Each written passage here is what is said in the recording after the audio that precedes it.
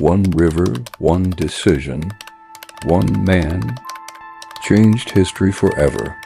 For centuries, Roman generals had obeyed one sacred law. No army could enter Italy. No commander could march on Rome. Anyone who crossed that line with an army became an enemy of the Republic. Julius Caesar knew the punishment. If he crossed the Rubicon, there would be no forgiveness, no peace, no turning back. Yet on a cold winter night, he made the choice that would destroy the Roman Republic forever. The road to the Rubicon. For nearly a decade, Julius Caesar had conquered Gaul. He defeated countless tribes, won impossible battles, and returned as the greatest general Rome had ever seen. His soldiers adored him. His enemies feared him. His victories brought unimaginable wealth into Rome, but success created a dangerous problem. The more powerful Caesar became, the more frightened the Roman Senate grew. Many senators no longer saw him as a hero. They saw a future king. Rome hated kings. Its people had overthrown the last king centuries earlier. The Republic was built on one promise. No single man would ever rule Rome again.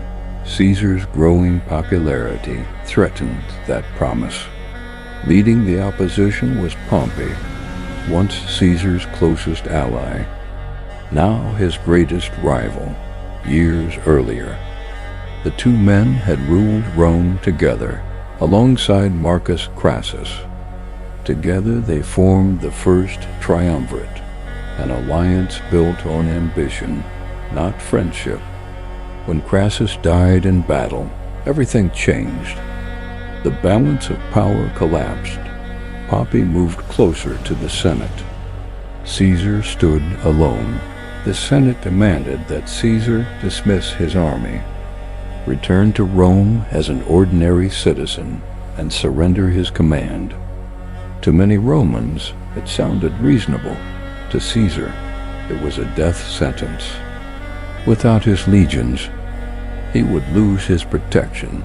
His political enemies would prosecute him. His career would end. Everything he had fought for would disappear. Caesar understood the truth. This was never about law.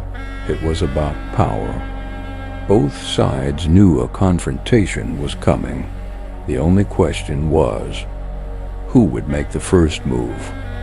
Far to the north, winter covered the Roman camps. The legions waited in silence.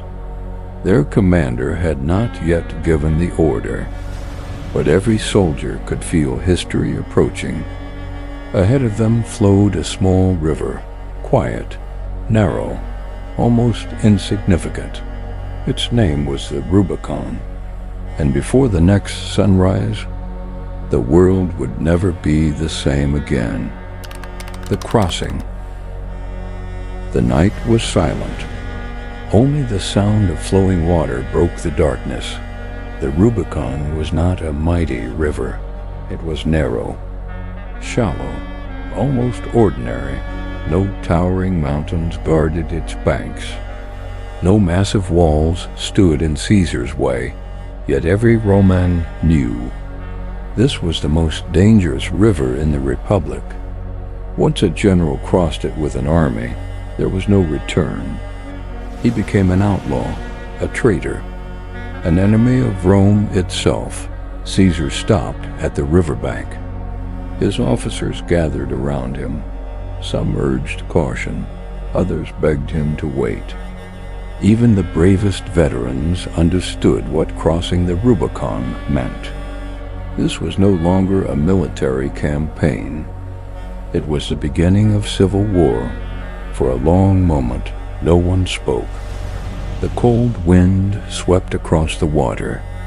The legionaries watched their commander in complete silence. History seemed to hold its breath. Caesar looked toward Italy. Somewhere beyond the darkness stood Rome. the city he had sworn to protect, the city that had now turned against him. He knew there was still one final choice: turn back, lose everything, or move forward and risk everything. According to ancient writers, Caesar finally broke the silence. He spoke words that would echo across history. Alia iacta est, the die is cast. With that, he stepped into the river. One by one, the legionaries followed. The cold water reached their knees. Roman standards rose above the mist. The sacred boundary had been broken. There was no cheering, no celebration, only determination. Every man understood. They had just become enemies of the Republic. As dawn broke, messengers raced toward Rome. The impossible had happened. Julius Caesar had crossed the Rubicon. Panic spread through the Senate. Some refused to believe the reports. Others demanded immediate action. Pompey was stunned. He had expected Caesar to negotiate, not to march. The Senate ordered Pompey to defend Rome. But there was one terrible problem. Most Roman legions were far away. Many experienced soldiers remained loyal to Caesar. The city was completely unprepared. Fear spread faster than the news itself. Noble families packed their belongings. Government officials fled. Even senators abandoned the capital. For the first time in centuries, Rome feared one of its own generals without fighting a single battle. Caesar had already won his first victory. Rome without a fight. The Senate expected war. They expected bloody battles across northern Italy. Instead, something completely unexpected happened. City after city opened its gates. Roman officials fled before Caesar even arrived. Many soldiers refused to fight against the man they had once served beside. His reputation traveled faster than his army.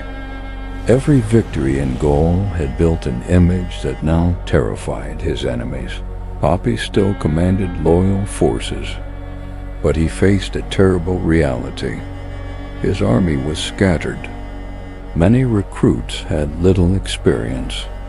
Caesar's veterans had spent years surviving impossible campaigns. Meeting them in open battle would be a disaster. Pompey made a decision that shocked Rome. He abandoned the city.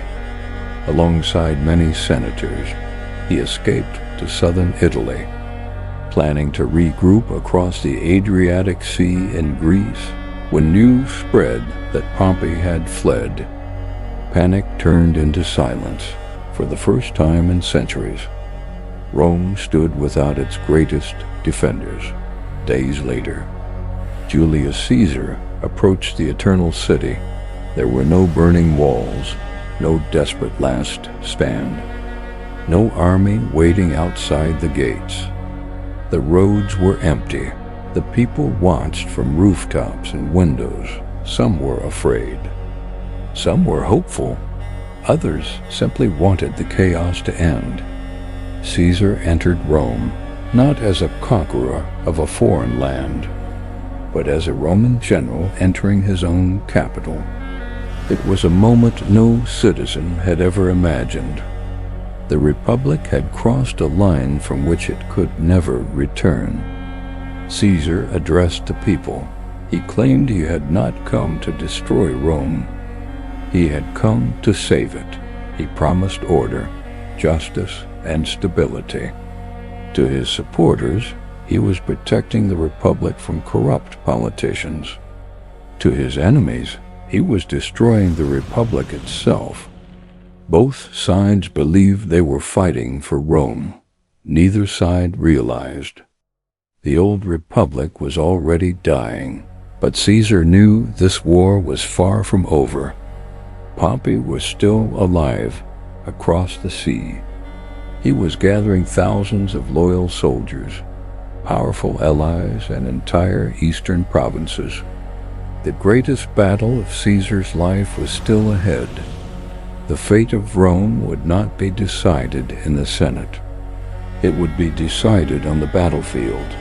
Years later, historians would look back at one quiet winter night, not because of a great battle, not because of thousands of fallen soldiers, but because one man stepped into a shallow river. A river so small, most travelers could cross it in minutes. Yet that single step changed the course of history forever. The Roman Republic would never recover from its ashes. A new empire would rise, and Julius Caesar would become far more than a general. He would become a legend, but every legend comes with a price. And Caesar's greatest victory would eventually lead him to his greatest betrayal. That is the story of the Ides of March. Caesar had crossed the Rubicon, but his greatest battle had only just begun. Next episode, how Caesar defeated Pompey.